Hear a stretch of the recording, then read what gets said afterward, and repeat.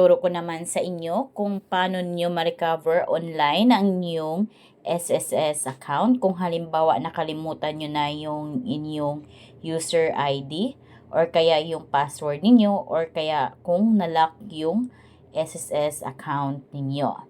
Ngayon, bago yan, kung kayo ay bago sa aking vlog, please consider to subscribe para updated kayo lagi sa mga videos ko. Open lang natin yung ating Google search sa ating cellphone. Dito sa search, click lang natin yan. Search lang natin yung SSS website. Ito na yon. Click natin yan.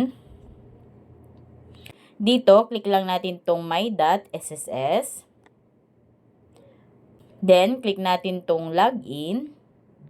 So, dito, kung halimbawa nakalimutan nyo na yung inyong user ID at saka password, or kaya na-lock yung SSS account ninyo, ang gagawin nyo lang guys is forgot password. Click natin yung forgot password.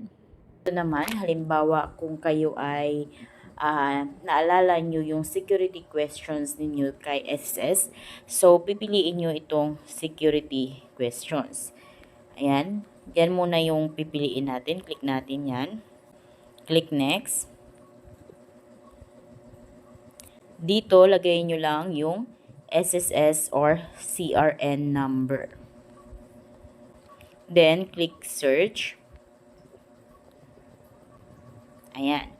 So, dito, para naman sa alam pa nila or kabisado pa nila yung security questions nila. So, lagay nyo lang yung mga sagot dito. Ayan. So, kayo mismo ang gumawa niyan nung kayo ay gumawa ng security questions. So, ito yung pipiliin ninyo pag once na kabisado or alam nyo yung sagot dito. Then, after nyo masagutan yung security questions dyan, click nyo na yung proceed. Para naman sa hindi kabisado ang security questions nila, so, back lang tayo. Ayan. So, ang pipiliin niyo is itong multi-factor authentication. Kung halimbawa, yung SSS account niyo is wala pang nalagay na security questions. So, ito yung pipiliin natin, multi-factor authentication. Click natin yan. Click next.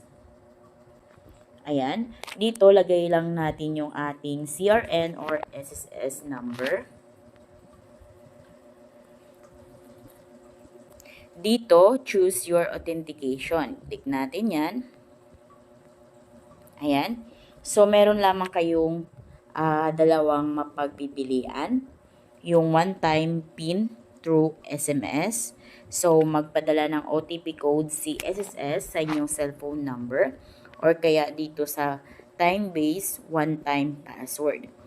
Take note dito guys na kung hindi updated yung cellphone number nyo kay SSS is hindi kayo makapag-recover ng account ninyo online or hindi nyo ma-unlock yung SSS account ninyo online. Dahil magsisend ng OTP code si SSS sa cellphone number ninyo. Kung kaya dapat updated ang inyong cellphone number dito. So, paano kung hindi updated yung cellphone number ninyo? So, kung hindi updated, kailangan yung pumunta sa pinakamalapit na SSS branch sa inyo at ipa-update nyo muna yung cellphone number nyo sa inyong SSS account para magawa nyo ito para makapag-proceed kayo dito. Magdala lamang kayo ng one valid ID at may fill upan lang kayong form doon.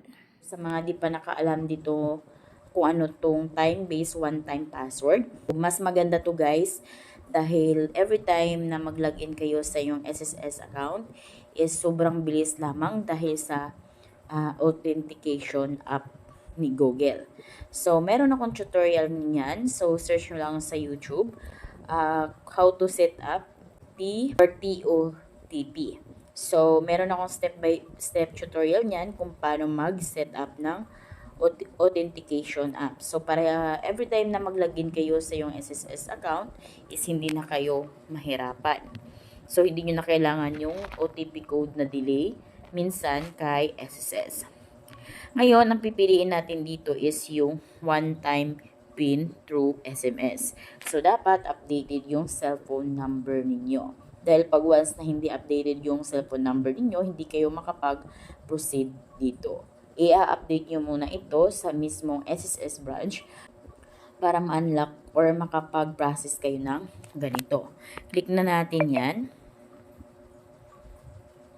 Ngayon, hintayin natin yung OTP code or text ni SSS.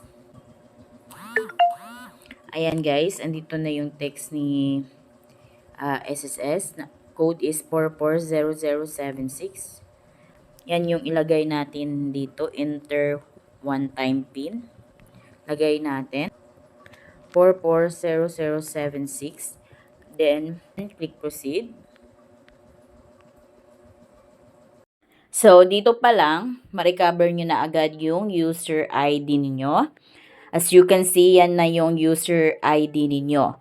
Dahil di nyo na din alam yung password ninyo, so gagawa na kayo ng bago nyong password dito. At kung nalock yung SSS account niyo, diretso na din ma-unlock ito. Dito, lagay nyo lang yung bago ninyong password. Kung ano yung nilagay nyo ditong bagong password ninyo, lagay nyo lang din dito yung confirm new password. So, kailangan nyo lang magpalit ng password para ma-unlock yung inyong SSS account para makapag-login na kayo. Then, after nyo malagay yung password ninyo, click nyo na itong submit.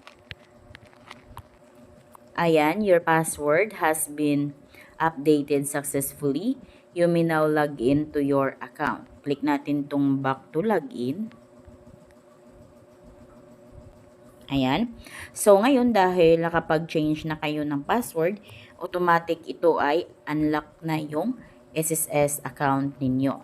Ngayon, lagay nyo lang yung inyong user ID at saka password. Then, click sign in. Then, ayan guys, kailangan mag-send ng OTP code. Click natin to. Ayan, then mag-send ng OTP code ngayon si SSS. Kaya, hintayin natin yung OTP code. So, ayan guys, dumating na yung OTP code ko. Then, click login. Ayan, nakapag-login na tayo. Click I agree. Ayan. So, ayan guys, okay na yung ating SSS account. So, ganun ang gagawin ninyo pag once na nalock yung SSS account ninyo. Then, ganun din ang gagawin ninyo pag halimbawa gusto nyo mag-reset ng password. Halimbawa, nakalimutan nyo na yung password ninyo. Ayan, so ganun din ang gagawin ninyo.